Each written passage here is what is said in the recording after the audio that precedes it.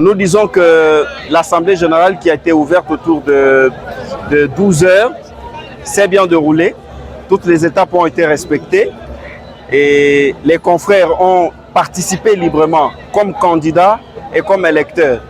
Et nous avons un résultat, nous avons un bureau qui venait d'être élu et nous sommes contents de ce résultat. Il était prévu dans le programme avec comme dernière étape l'installation du comité élu.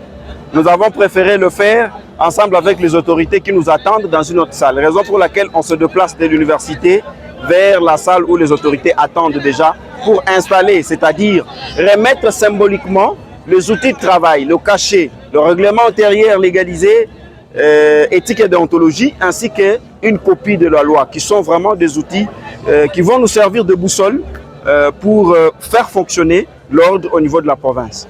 En tout cas, les attentes, il y en a plusieurs, mais premièrement, nous allons leur demander de faire asseoir le conseil, c'est-à-dire de trouver une adresse et d'installer les conseils dans le territoire.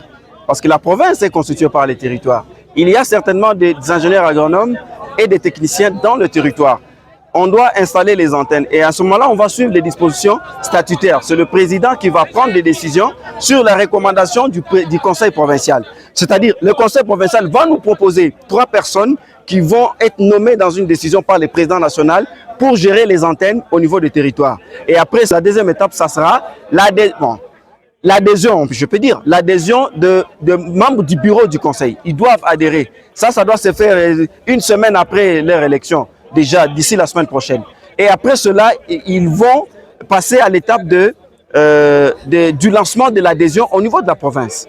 Tous les ingénieurs et les techniciens vont devoir adhérer au tableau de l'ordre afin qu'on puisse procéder à l'identification de tous les ingénieurs et tous les techniciens de la province pour le mettre à la disposition du gouvernement afin de servir dans le secteur agricole. En fait, il y a des conditions pour adhérer. Les ingénieurs agronomes, on demande $185 plus certains éléments mobilisés. C'est entre autres photos, copies des diplômes, relevés et ainsi de suite à mobiliser pour déposer.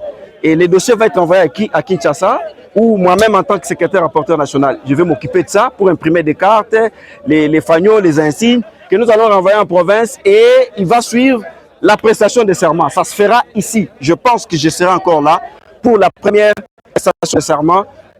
Historiquement, ça sera un grand événement et vous serez encore là pour le travail.